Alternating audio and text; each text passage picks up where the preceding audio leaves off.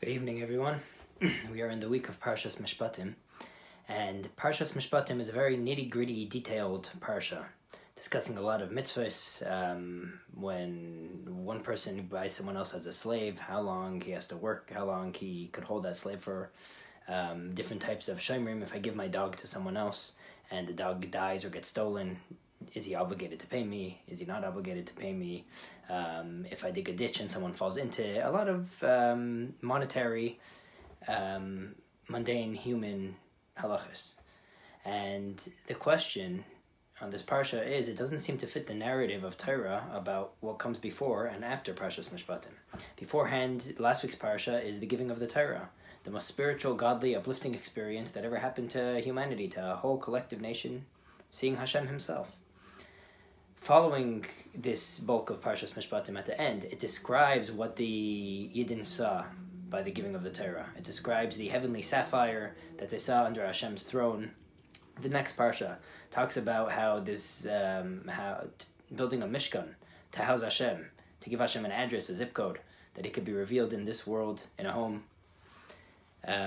Yet smack in the middle of this we have Parshas Mishpatim, which seems to be very mundane and human, and seems to be a very anticlimactic dip in the whole narrative of events, coming from Har Sinai, following Har Sinai, and bringing godliness into the Mishkan. Where does this whole mundane and human Parshas Mishpatim fit in?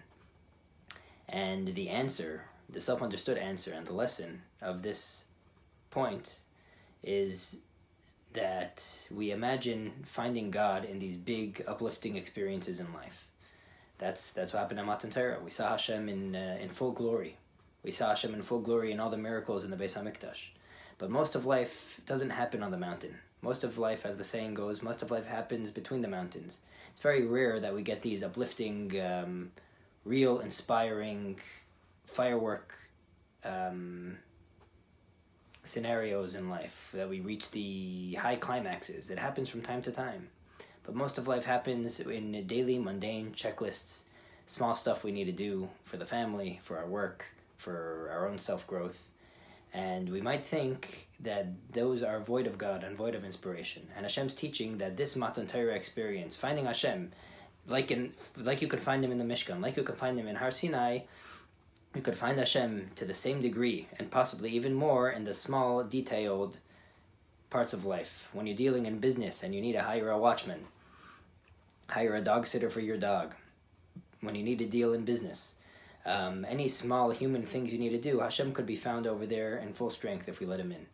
There's a famous story of the Rebbe. Someone went to the Rebbe and asked, why does Hashem such a big God? Why does he care about all these little things in our lives? Saying Asher Yatzar after the bathroom, I need to wash my whole hand before bread. If I don't wash my whole hand, it doesn't count. Why does he busy himself with the small stuff? And he said the Rebbe's answer changed his life and changed his whole perspective of Judaism, which was, Hashem said there's two types of parents. Some parents like being involved with their kids in the big moments, by graduation, by their wedding, by their bar mitzvah. And they'll praise their kid, give their kid a big hug and kiss. And then you have some parents that are there not only in the big moments, but in the small moments. Their son goes to the park to shoot hoops, their father goes there just to watch him. Every day after school, he'll read him a book, he'll have a talk with him. And Hashem chose not to be just the big daddy parent who's only there present on the big vacations, and in the meantime is always too busy to try to arrange those big, because he's trying to make money to try to make those big moments. Hashem is the parent that wants to be there in the small moments too.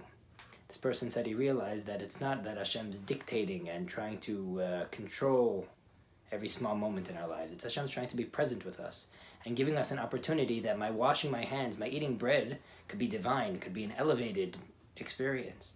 That I don't only need to go to Shul on Yom Kippur to feel Hashem in full strength. I could find him even when I come out of the bathroom. The Rebbe used to give also a mashal for this from an atom, that the greatest strength, the greatest explosion, that the greatest bomb comes when you split an atom. The atom's the smallest unit that we know, the smallest unit of matter. And the greatest energy comes precisely from the smallest unit of matter.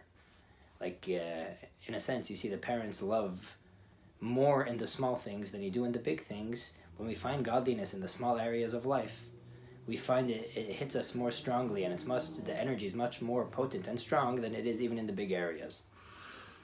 To summarize, we can't always do big, great things. But from Parshas Mishpatim we learn that we can always do small things in a very great way. Have a good Shabbos.